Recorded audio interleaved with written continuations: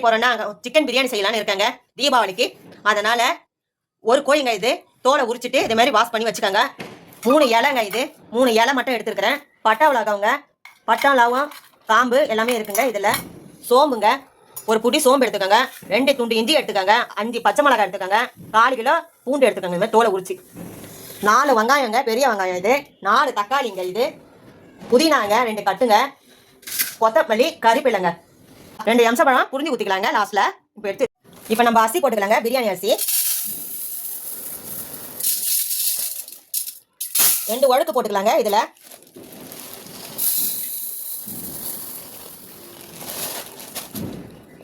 அளவாக இந்த மாதிரி எடுத்துக்கோங்க. 2 உழுக்கு போட்டால் போதுங்க. போட்டு வாஷ் பண்ணிவிட்டு அது ஊறக்குள்ளே நம்ம இதை தாளிச்சிக்கலாங்க. ஆனால் அளவுக்கு எண்ணெய் ஊற்றிக்கலாம். பட்டை லவங்கம் இலை எல்லாத்தையும் போட்டுக்கலாங்க. இஞ்சி எல்லாத்தையும் அரைச்சி ஒன்றும் பாதியமாக அரைச்சிக்கோங்க. அரைச்சி இந்த மாதிரி போட்டுக்கலாங்க. வெங்காயமும் பச்சை மிளகாவும் போட்டுக்கலாங்க. தக்காளியும் போட்டுக்கலாங்க.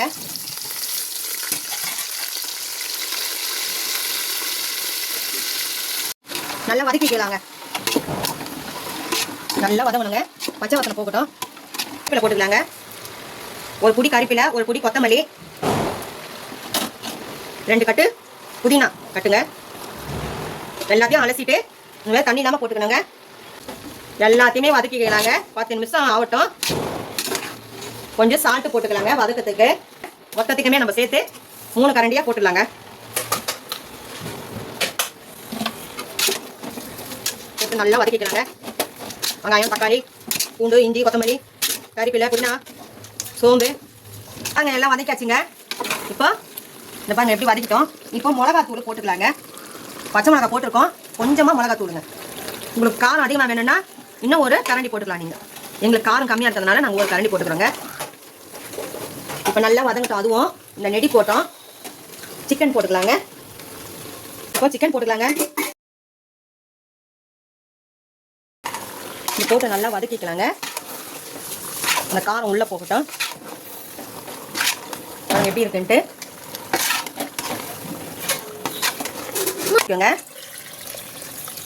இந்த யானை மாதிரி நீங்கள் ஒரு யானை எடுத்துங்க. இதில் 2 யானை தண்ணி ஊற்றினா போதுங்க.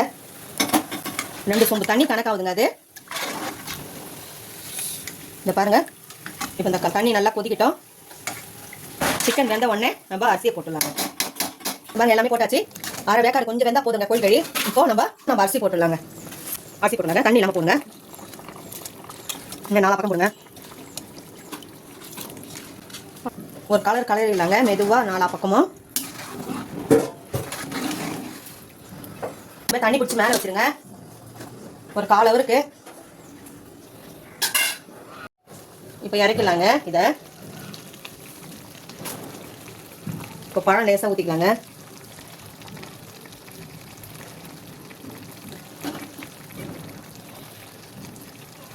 கொட்டி எடுத்துடலாங்க.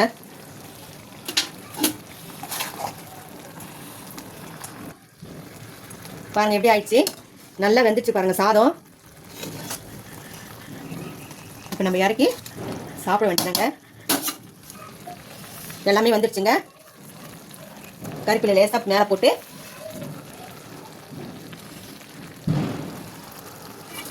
அவ்வளோதான் முடிஞ்சிச்சுங்க. நன்றி, வணக்கம். எங்களுக்கு ஆதரவு கொடுங்க. அடுத்த வீடியோவில் பார்க்கலாம்.